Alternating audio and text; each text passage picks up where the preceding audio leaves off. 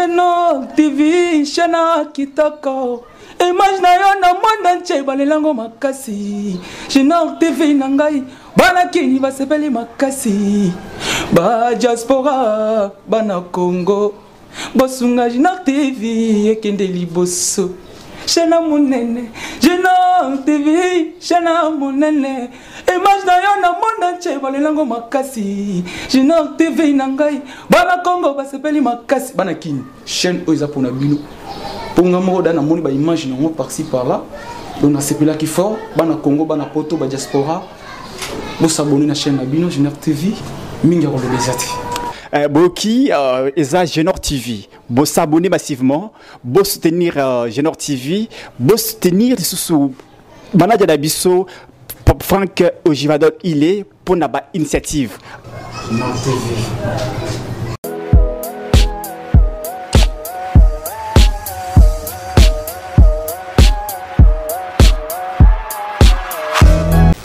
Nous vous disons encore sincèrement merci pour votre fidélité à votre chaîne, la chaîne qui vous a toujours formé et informé en temps réel, en l'occurrence Genor TV. Je suis votre humble serviteur Franck Ojivadol Ilunga sur le plateau de Genor TV. Comme d'habitude, comme vous le savez, je ne suis pas seul sur ce plateau, je suis accompagné d'un invité de marque. Je crois vous le connaissez déjà. Avec lui, nous allons aborder une question très importante. Je crois que tous les scientifiques, les étudiants, les avocats, les professeurs, en fait, d'une manière synoptique, les scientifiques, ils vont se retrouver. Les amis du savoir, ils vont vraiment se retrouver. La question que nous allons aborder est relative au régionalisme politique, les biens fondés du régionalisme politique en RDC, les cas du Kasaï central, surtout Kasaï central. Je sais que nous allons aborder encore d'autres cas similaires dans d'autres provinces, mais nous allons vraiment nous focaliser au Kasaï central, la province qui est dirigée par le gouverneur John Kabeya. Nous allons nous focaliser là-bas, mais avant d'en évoquer, nous allons d'abord parler du régionalisme. C'est quoi le régionalisme? Parce que c'est ça notre forme étatique. C'est ça notre forme étatique. Je crois notre constitution, le professeur Jacques Joly la considère comme une constitution de compromis.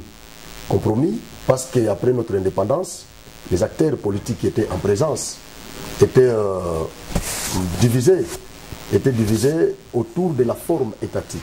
Il y en a qui soutenaient le fédéralisme. Les autres soutenaient l'unitarisme au sens strict. C'est comme ça que les constituants de 2006 a préféré doter à la RDC cette forme étatique du régionalisme. C'est ça. Donc on a doté l'autonomie de gestion aux provinces. Voilà, nous allons aborder cette question. Qu'est-ce que cette forme étatique a donné aujourd'hui à notre pays? Est-ce que les provinces évoluent très bien? Parce que nous avons pas mal de textes légaux.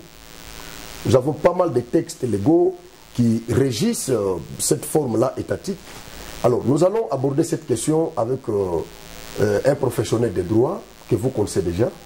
Il va nous expliquer qu'est-ce que cette forme-là a donné à la RDC aujourd'hui. Est-ce que les fédéralistes n'avaient-ils pas raison? Les unitaristes, ceux qui soutenaient l'unitarisme au sens strict, n'ont-ils pas raison?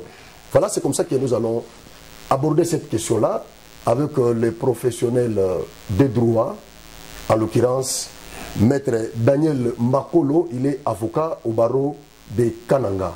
Bonjour Maître. Bonjour Monsieur Franck. Je pense que vous allez bien.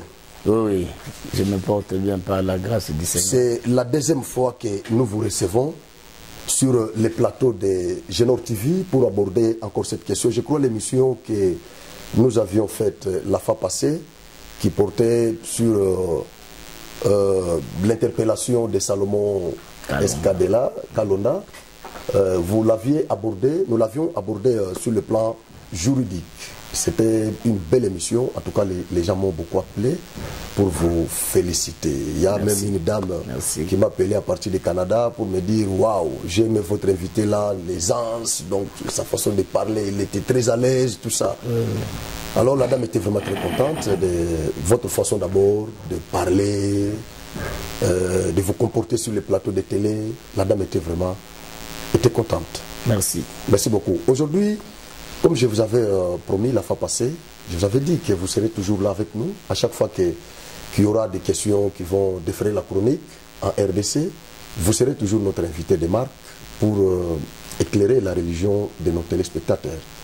C'est dans cette optique que nous avons encore lancé cette invitation et merci d'avoir répondu favorablement. C'est moi qui vous remercie. Merci. Nous allons aborder cette question dans ce sens-là. Les bien fondés du régionalisme politique en RDC, le cas du Kassai central. Mais parlons d'abord du régionalisme. C'est quoi le régionalisme? En fait, bon, merci de la question que vous me posez.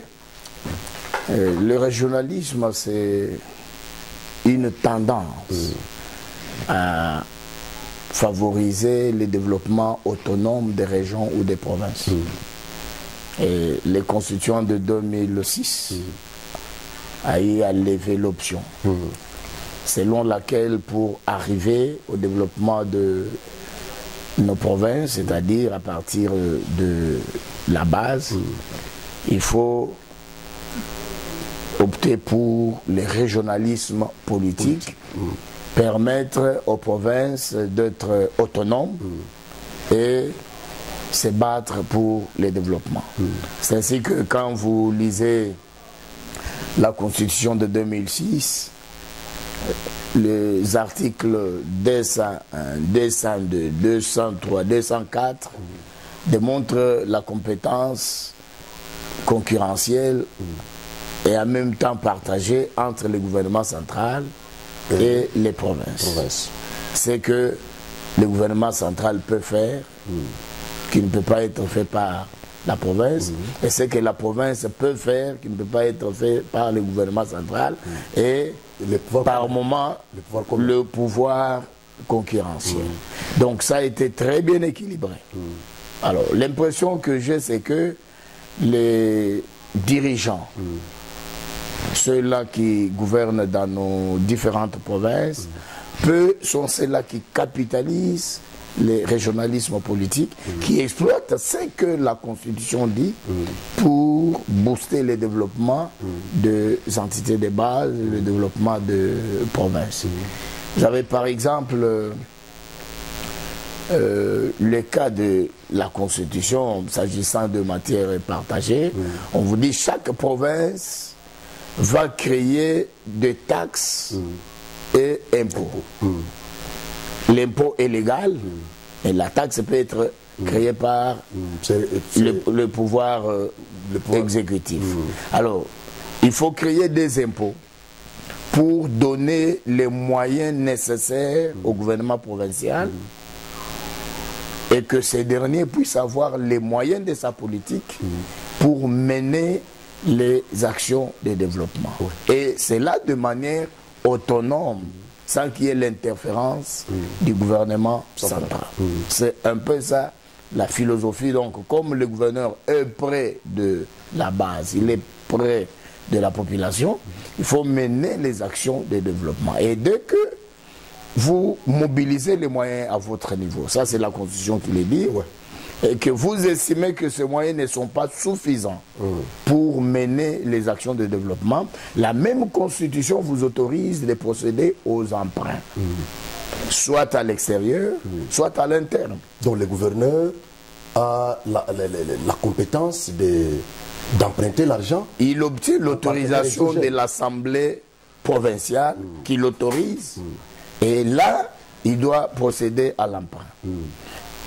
Dans le sens de mener les grandes actions de développement, construction des routes, construction des hôpitaux, la création même d'emplois. Donc au niveau provincial, on peut créer autant de sociétés. Maître, mais s'il n'arrivait pas à rembourser cette dette-là, ça sert à comment? Et ce n'est pas sa dette à lui, c'est la dette de la province. Et si la province alors n'arrivait pas à rembourser? Mais il doit faire en sorte que le travail soit bien fait pour arriver à rembourser. Parce que c'est de l'argent emprunté. Vous avez fait la symbiose des finances au niveau local, au niveau des emprunts, mais à partir des impôts, vous pouvez également rembourser ce que vous avez emprunté. Avec le système kleptocratique qui est installé, vous connaissez bien ce qui se passe en RDC. Il n'y a que les détournements. Avec ces systèmes-là, avec cette mentalité-là, la politique des ventres qui nous caractérise, nous les Congolais, vous pensez que le gouvernement, au cas où il empruntait l'argent aux partenaires exogènes, est-ce qu'ils seront vraiment les dirigeants provinciaux, vous le dites, ils seront en mesure de rembourser vraiment ces dettes-là? Bon, écoutez, lorsque je parle par rapport à la Constitution. Et quand on parle d'un gouverneur de province, c'est déjà un homme d'État. Donc c'est supposé qu'il occupe un certain rang. Ouais. Et qu'à ce niveau-là, il n'y a plus de Biafra, il n'y a plus de désordre, il n'y a plus d'antivaleur. C'est un homme correct, un homme jugé utile pour le développement d'une entité. Donc, le détournement ne doit pas être une vie. Parce que c'est en même temps érigé en infraction chez nous. Mais chez nous, c'est ce qui nous caractérise. C'est là la faiblesse de la justice congolaise, où quand on apprend qu'on a détourné, on ne sait pas mener 2 enquêtes.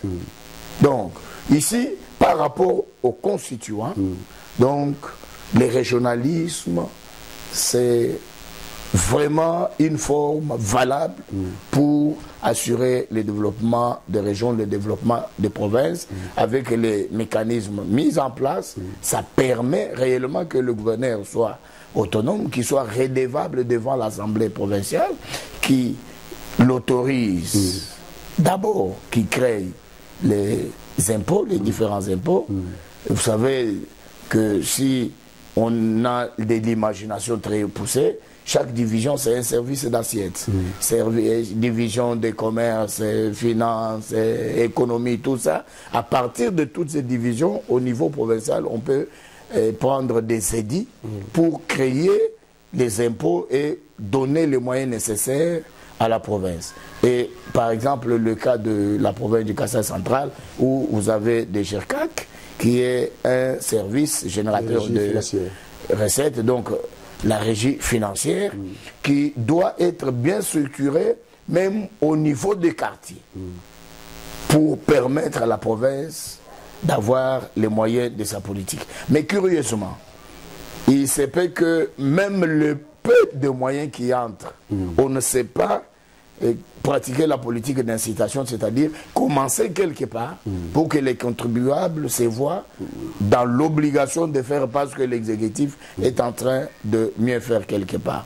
Donc, ce qui entre là, il faut commencer à travailler, mener les actions de développement, construire des routes, créer des sociétés, créer l'emploi. À partir de ce qui entre, on constate que réellement, l'exécutif est en train de travailler et que l'organe délibérant assurer le moyen de sa politique. Et je voudrais également ajouter quelque chose. En principe, les constituants ont hésité de parler du fédéralisme par rapport à certains comportements, confondre les régionalismes, tout ça, tout ce qui est tribalisme, tout, non. Mais en réalité, dès lors que vous avez une assemblée provinciale qui légifère, vous avez un gouvernement provincial, mais c'est le fédéralisme. Oui, c'est ce que je voulais. Alors, il a hésité tout simplement par rapport à ces manques de maturité pour certains de ses compatriotes qui vont confondre le fédéralisme à une tendance de tribalisme pour faire quoi que ce soit. Mais en réalité, lorsque vous analysez, nous ne sommes pas loin du fédéralisme. Il faut travailler, il faut batailler dur pour arriver à mobiliser les recettes, mener les actions de développement parce que nous sommes en concurrence. Les 26 provinces entrent en concurrence de par la Constitution. Et là, il faut un gouverneur qui a des initiatives, qui crée l'emploi, qui a une vision très poussée de la chose pour pouvoir faire face à tous les besoins de la population et du moins pour ce qui concerne le Kasaï central. Donc on ne sent pas que jusque-là le régionalisme politique apporte quelque chose de bien pour la province. Merci beaucoup. Il n'est pas bien exploité, il n'est pas encore maîtrisé, donc c'est un travail à faire. Vous avez dit qu'il n'y a pas une différence entre, une très grande différence entre le régionalisme politique et le fédéralisme.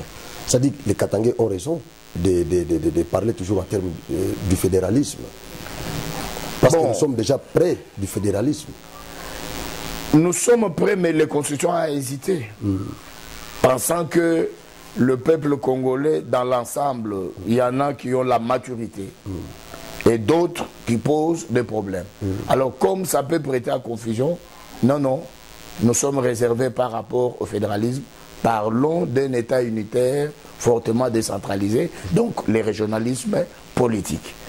Mais dans le fait, vous sentez que nous ne sommes pas loin du fédéralisme.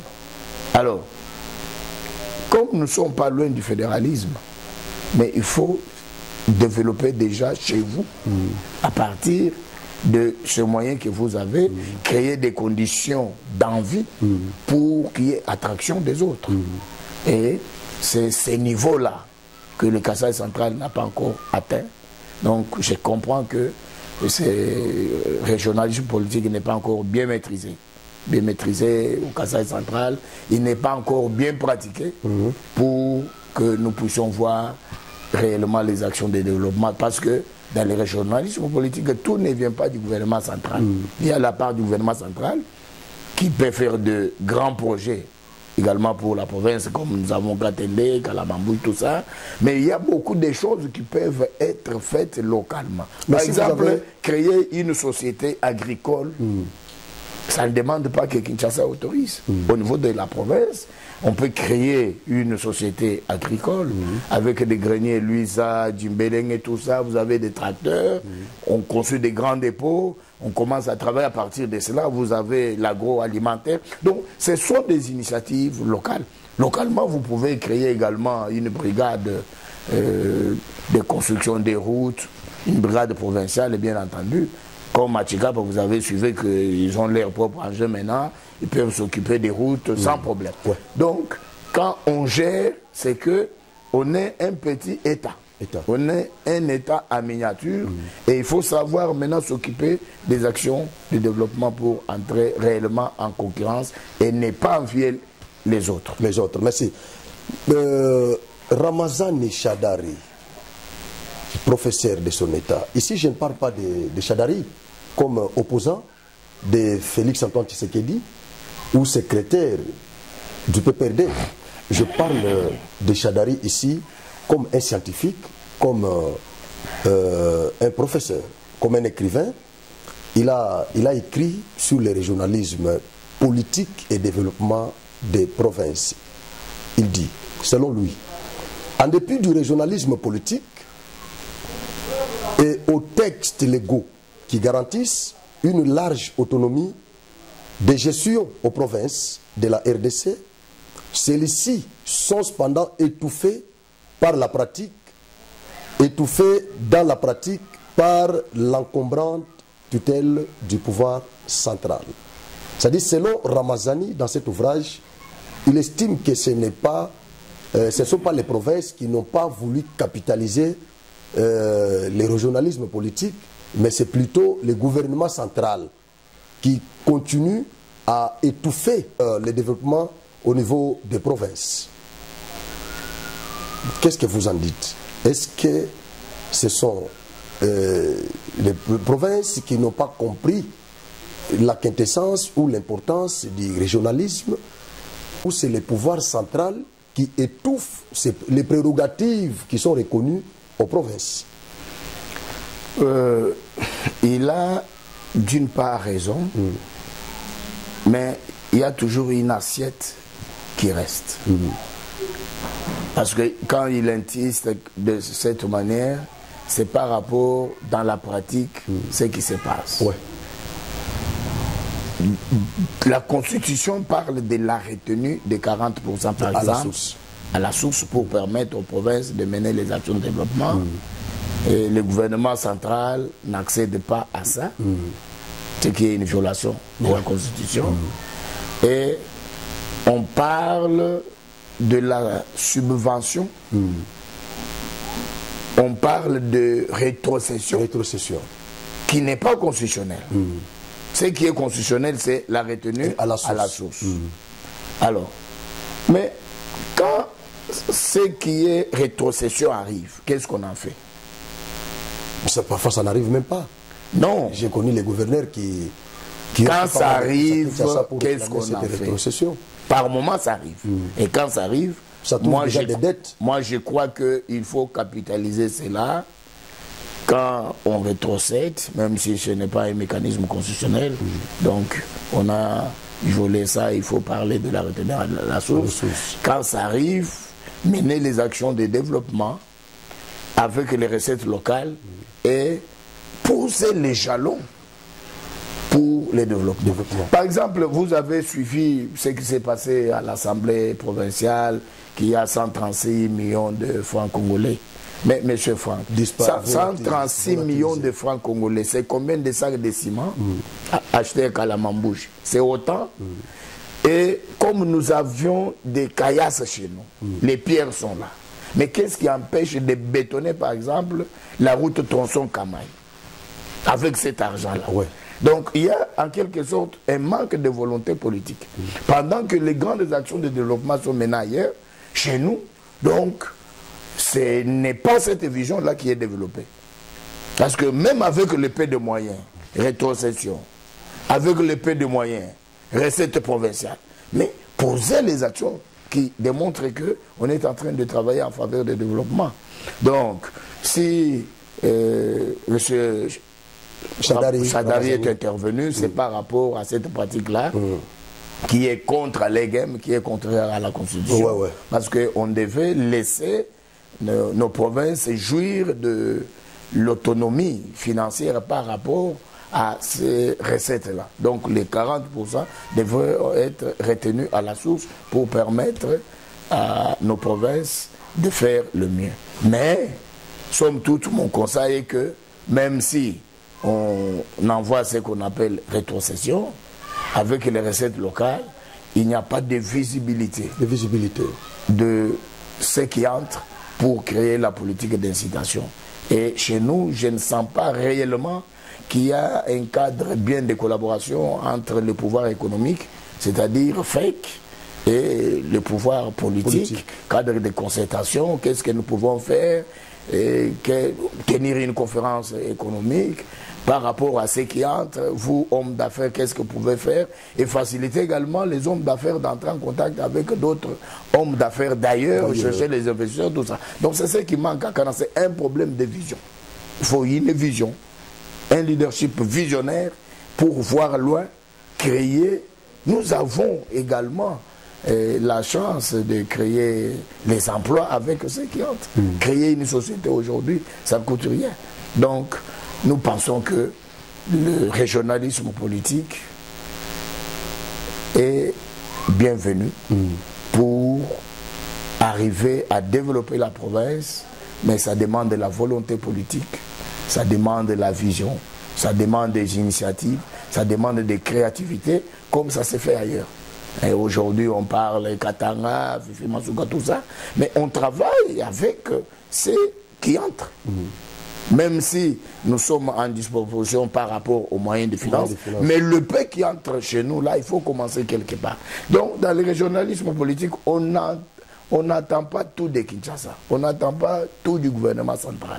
Il y a ce que le gouvernement central fait, il y a ce que le gouvernement provincial doit faire. Maintenant, qu'est-ce qui fait que dans l'imaginaire collectif des populations de nos provinces, elles pensent toujours que c'est le gouvernement central qui doit tout faire.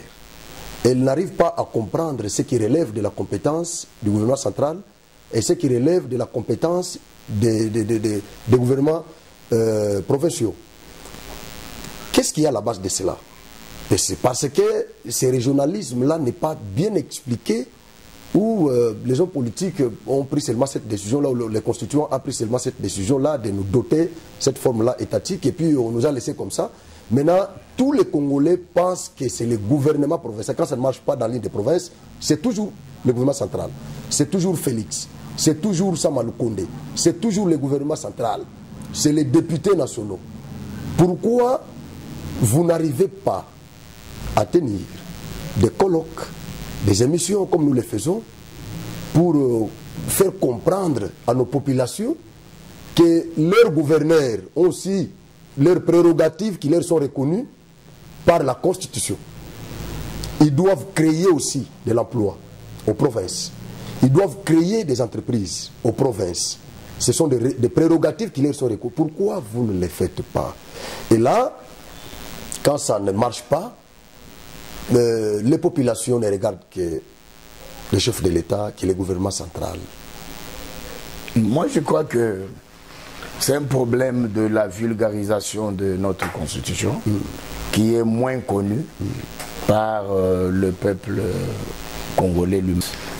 Ça vante. Ce n'est pas tout le monde qui connaît la Constitution. Donc ça pose problème. Un devoir de vulgarisation est là. Il faut vulgariser.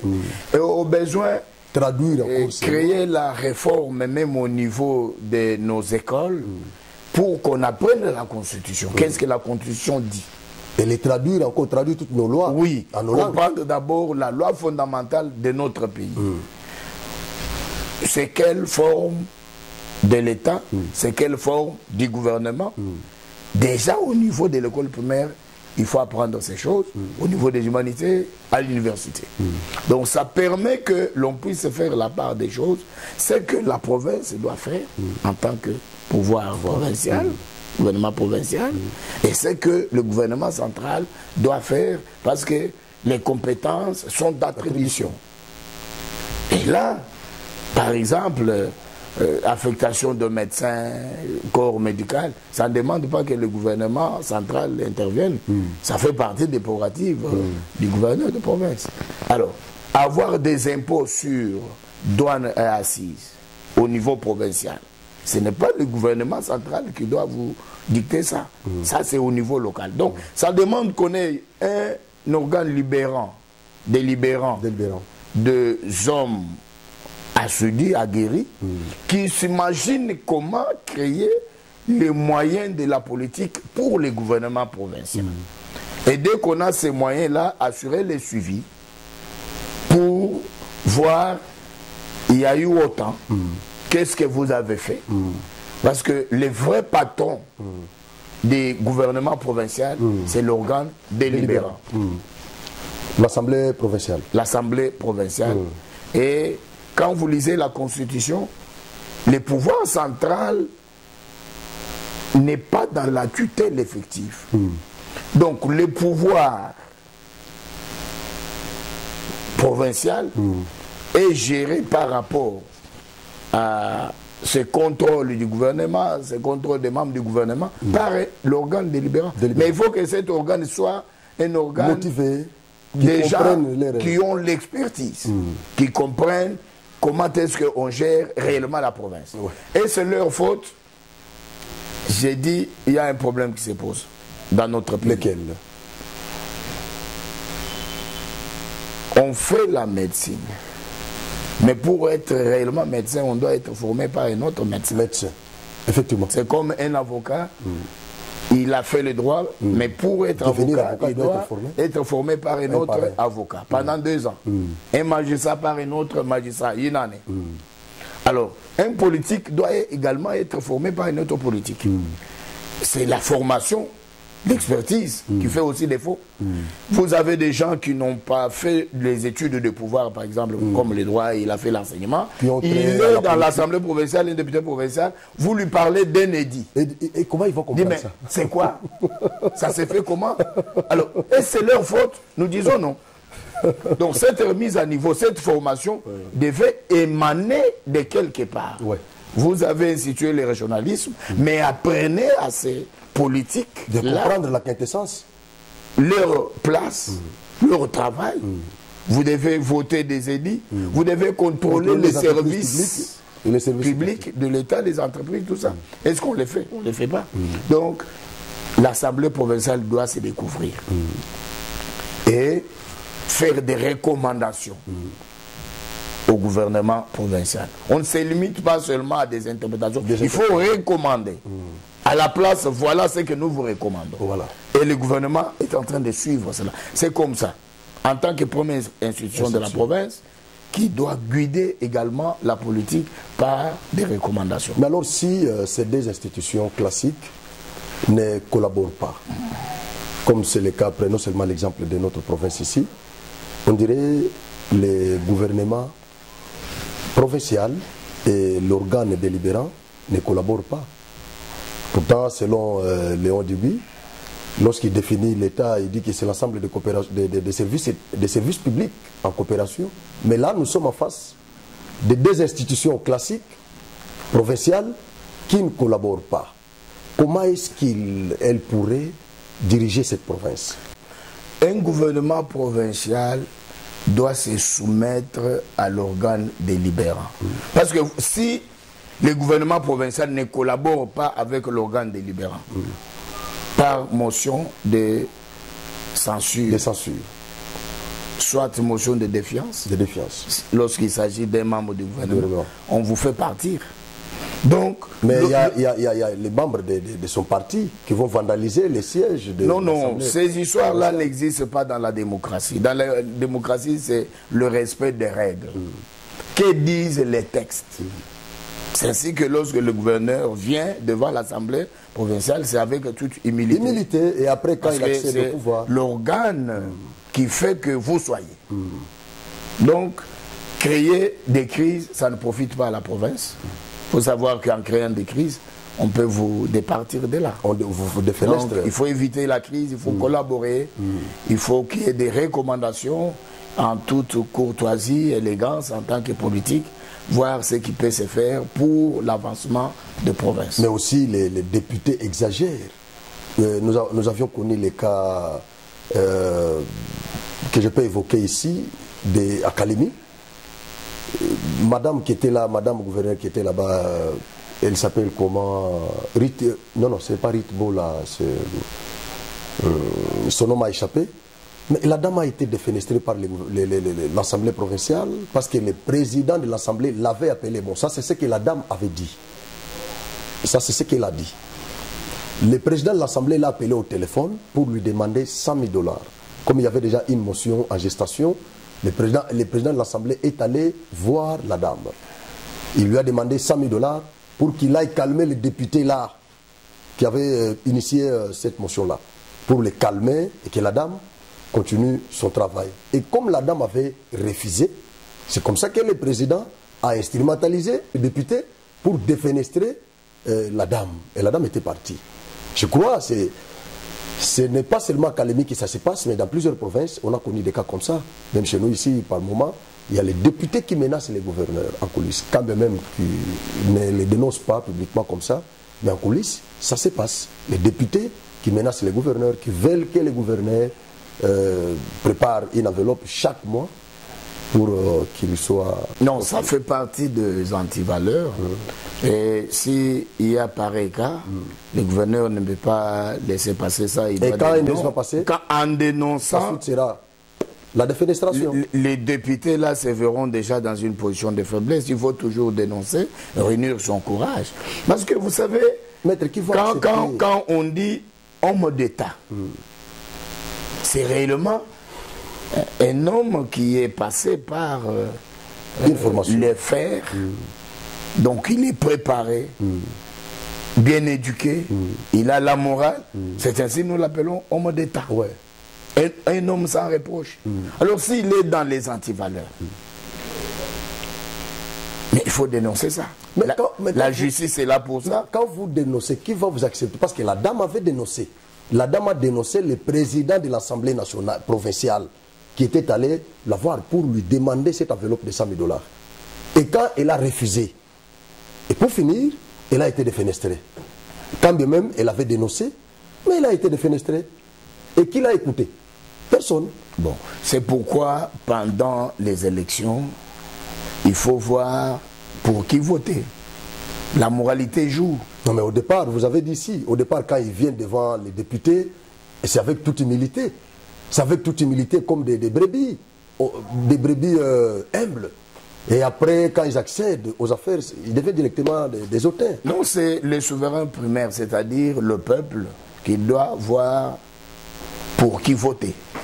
Moralité, tout ça, ça joue parce que quand on a la moralité, on ne peut pas entrer dans cette bassesse-là, dans les antivaleurs, corruption, tout ça.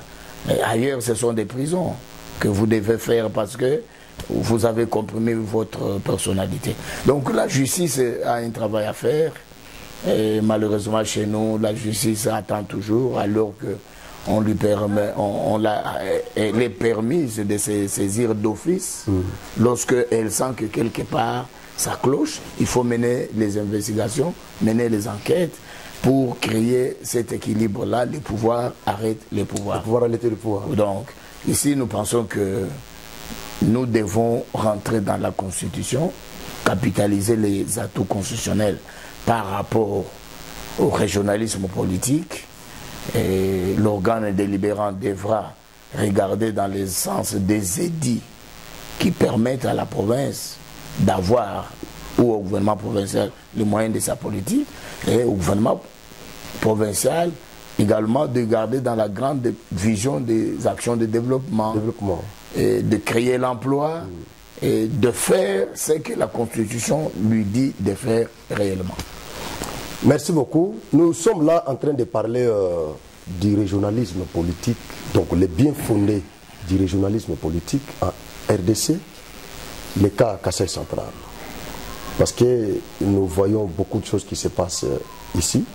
Nous sommes précisément à Kananga. Voilà pourquoi nous avons préféré d'évoquer cette question du régionalisme politique, parce que c'est ça notre forme étatique. J'ai reçu pour vous sur ce plateau les professionnels des droits, en l'occurrence maître Daniel Makolo. C'est lui qui est en train de disséquer la question. Maître, le régionalisme, ce n'est pas le séparatisme. Quand vous parlez du régionalisme, il y en a qui parlent du séparatisme. C'est-à-dire, comme Katanga veut, être séparé de la RDC, rester là-bas. Et ce régionalisme ne va pas vraiment nous amener là-bas, au séparatisme. Non, parce que nous tous, nous voulons être unis. Nous sommes un État unitaire. Mais avec une forte décentralisation, comme vous l'avez évoqué ici. Mais alors, quand nous renforçons le régionalisme, ça ne va pas nous amener là-bas, au séparatisme. Donc, c'est un problème de culture politique. Savoir qu'on ne peut pas se développer sans autrui aussi. Ceux-là qui viennent, et la majorité sont des Kassaïens qui apportent leur expertise. Et c'est ainsi que pour le moment, Katanga, c'est un poumon. Alors, quand on n'a pas cette culture d'hospitalité, comprendre que je peux être développé à partir d'autrui, ça pose problème. Alors, quand on a déjà la maturité politique, ici à Kananga, pareil problème ne se pose pas. Vous pouvez être de Bandundu, vous avez prouvé sa maturité politique. C'est cette maturité que nous voulons que ça soit comme caractéristique à d'autres provinces. Parce que le régionalisme n'est pas le sens de séparatisme. Non, non. Ici, c'est une tendance à favoriser le développement autonome des provinces. Point. Ça s'arrête là. Donc, ça ne veut pas dire que vous devez vous séparer des autres compatriotes parce que vous êtes du Katanga, développer le sens que non, on vient prendre nos minéraux, on vient s'enrichir à partir de Katanga, tout ça. C'est la complémentarité. Vous pouvez quitter aussi Katanga, venir au Kassai, vous travaillez avec aisance, il n'y aura pas d'embûche, il n'y aura pas de problème. D'accord, merci beaucoup. Je crois que nous sommes arrivés à la fin de cette... Nous avons terminé cette question-là, la première question. Maintenant, nous allons aborder la deuxième question. Je crois que ça ne va pas nous prendre beaucoup de minutes. Je vais seulement que mettre son point de vue, qu'il épilogue un peu sur la déclaration de notre président honoraire, Joseph Kabila, qui est sorti de son silence. Les Congolais étaient tourmentés dans tout ce qui nous est arrivé, l'agression rwandaise à la RDC, tout ça, l'infiltration des Rwandais, les atrocités de Kwamout, tout ça, dans tout ça, Kabila était toujours taciturne. Il ne parlait pas. Nous avions fait des bruits sur le plateau de télévision et des radios, sur les réseaux sociaux, pour demander à notre président honoraire de parler. C'est comme la fois passée quand on avait lancé un mandat d'arrêt de la cour pénale internationale contre Vladimir Poutine. L'ancien président ou le président honoraire russe Medvedev, il était sorti de son silence pour qualifier ce mandat d'arrêt de papier hygiénique. Nous avions applaudi. Et pourtant, nous sommes aussi agressés par les Rwandais. Depuis lors, notre président honoraire ne dit absolument rien. Il est calme, taciturne. Mais à notre grande surprise, Joseph Kabila est sorti de son silence devant ses amis, ses brebis du PPRD pour faire quelques déclarations allant dans le sens d'attaquer les gouvernements du régime de Fachi. Il a utilisé un langage politique. Nous allons parler de ses propos ici. Je pense que vous êtes déjà au courant de ça. Il a dressé un bilan sombre du pays. Il dit que notre pays est un pays en crise. Par rapport à quoi nous sommes en crise? Politique, crise économique, diplomatique, quelle crise? Parce qu'il a parlé seulement de crise. Et selon vous, vous constatez que nous sommes vraiment en crise? Non, il n'y a aucune crise. Il n'y a aucune crise. D'abord, il faut dire que lorsqu'il émet Navi, c'est un patriote qui parle, mais avec les vertus de la démocratie. Il a cette fenêtre-là pour pouvoir s'adresser. Et ça fait partie des vertus de la démocratie. Mais en principe, Joseph Kabila ne constitue pas une référence pour ce pays. Ne constitue pas une référence.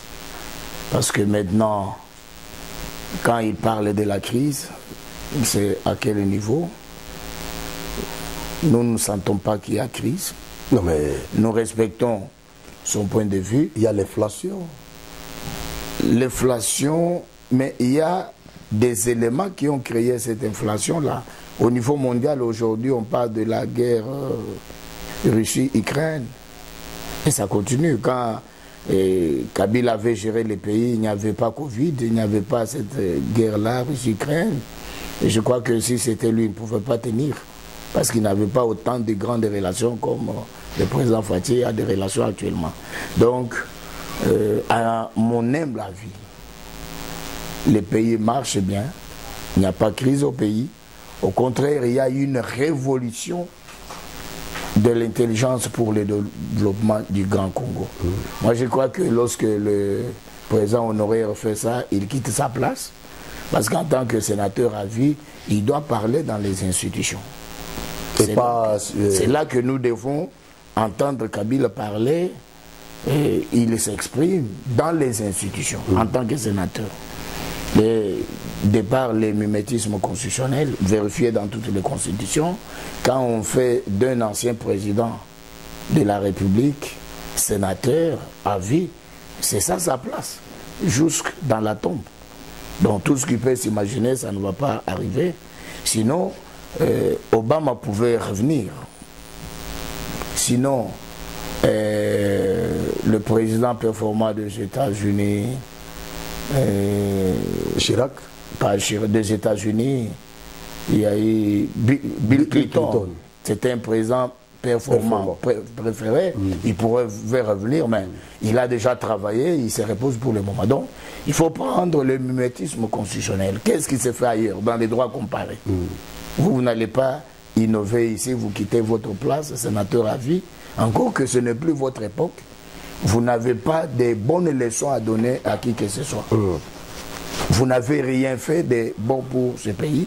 Mais quand il parle de la nécessité pour la RDC de survivre, la RDC Congo est en train de survivre. Il est à côté, il ne dit pas la vérité. Aujourd'hui, il y a une usine de fabrication à Kinshasa, de Mercedes, tout ça. Pourquoi il ne félicite pas, pourquoi il n'en parle pas? Au Katanga, là-bas, il y a des jours, on a inauguré des usines qui n'existaient pas. De fabrication des câbles tout en ça. cuivre. Alors, il a fait des contrats léonais, tout ça. Ça nous a amené nulle part. Donc, il doit se taire, il doit se reposer. Pour le moment, encourager les régimes en place à mieux faire. Parce que pour nous autres, Kabila ne constitue pas une référence. Non, mais il a l'expertise. Il a fait 18 ans au pouvoir. Non, l'expertise doit être prouvée quand vous-même vous dirigez.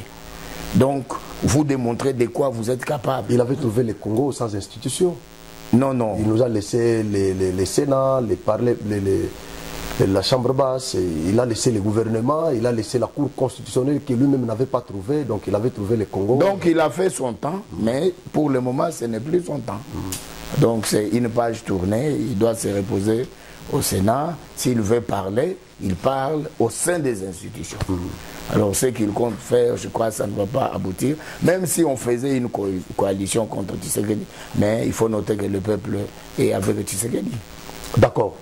C'est ce que nous pouvons retenir. Il faut noter que le peuple est avec Tshisekedi. Oui. Nous sommes arrivés à la fin de cette émission ici. Je crois nous avions abordé beaucoup de questions dès le début jusqu'à maintenant.